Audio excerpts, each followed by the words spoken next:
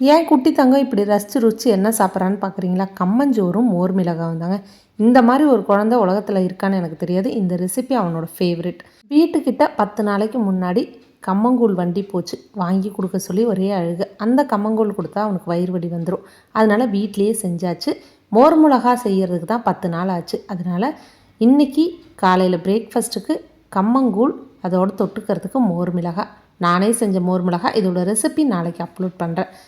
அடிக்கிற வெயிலுக்கு நல்லா சில்லுன்னு இருக்கங்காட்டி பசங்க 2 டம்ளர் குடிச்சிட்டு ஸ்கூலுக்கு கிளம்பிட்டாங்க.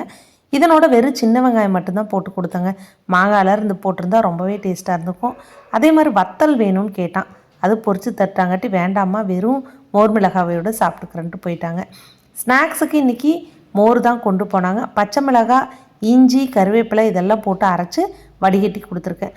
லஞ்சுக்கு முருங்கைக்காய் சாம்பார், வெண்டைக்காய் பொரியல். உங்கள் வீட்டில் உங்கள் குட்டீஸ்க்கு என்ன பிடிச்சமான லஞ்ச் சொல்லுங்கள் பார்ப்போம்.